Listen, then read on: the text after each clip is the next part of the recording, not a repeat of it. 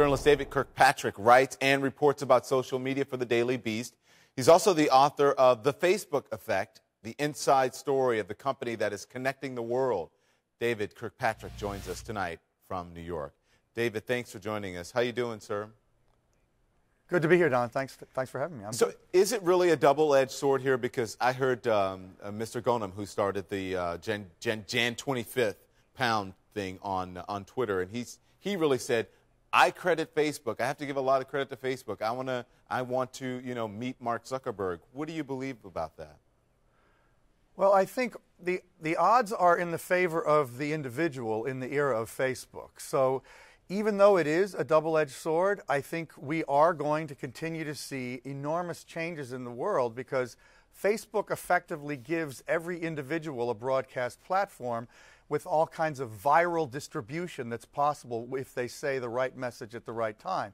And while it's absolutely true that governments can do all kinds of surveillance, infiltration, sabotage, and harassment and arresting people because of what they find in Facebook, but particularly Facebook, I still think on balance, overwhelmingly, this is a positive tool for the political changes that we're seeing in the world. It's really interesting, when people talk about Facebook and my social medium of choice. I mean, I use Facebook, but is Twitter, and I find that it's much more immediate. And I'm surprised that people don't think that it was more effective, especially in this situation, than Facebook, because Facebook, you have to be connected to the person in order to get their feed or whatever you call it.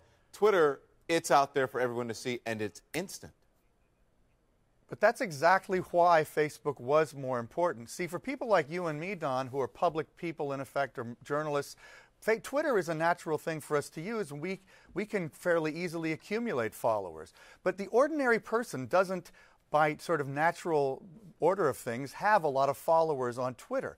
So in a situation where ordinary citizens are suddenly becoming political activists, the fact that they already have a lot of friends on Facebook gives them an audience to make a political statement. And then that can result in a rebroadcast of their opinions through Facebook's viral redistribution system. When you click a like or you make a comment, that rebroadcasts somebody's comment to their friends. Oh, very interesting. So Twitter becomes very important. Sorry, my thing's falling out here.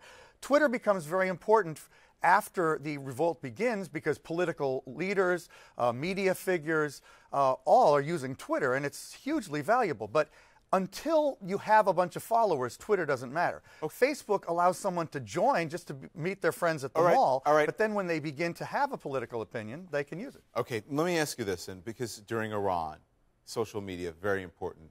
Then during this story, very important. And many say that people in Egypt, in Tunisia, and in Arab countries, they see how people live elsewhere, and they want that sort of life. And that's why the internet was shut down, they believe. So listen, where do we go from here when it comes to social media? Is social media going to be at the heart of uprisings in other countries? Is this the new way? Well, it seems right now we're seeing it kind of virally spreading from country to country. I don't think you can really say for sure what the answer is to your question. And certainly, there's been a tremendous visibility by the poor of the world into the lives of the rich for a long time. TV started that. The internet has accelerated it. And we are seeing tremendous dissatisfaction among the deprived, the disenfranchised, the people living in non-democratic regimes. And so many hundreds of millions of them are using social media, and particularly Facebook. Facebook's number 2 country is Indonesia. People don't realize how truly global this thing is. So you're going to see more and more countries, unless they find a way of turning off the internet like they've done today in Algeria, which frankly is pretty untenable for the long term. And where people have this power, and yet they have the dissatisfaction of not having either political rights or any affluence, and they're going to speak out. And people will find a way around it, even if they do shut it down. David, that's going to have to be the last word. David Kirkpatrick, thank you so much.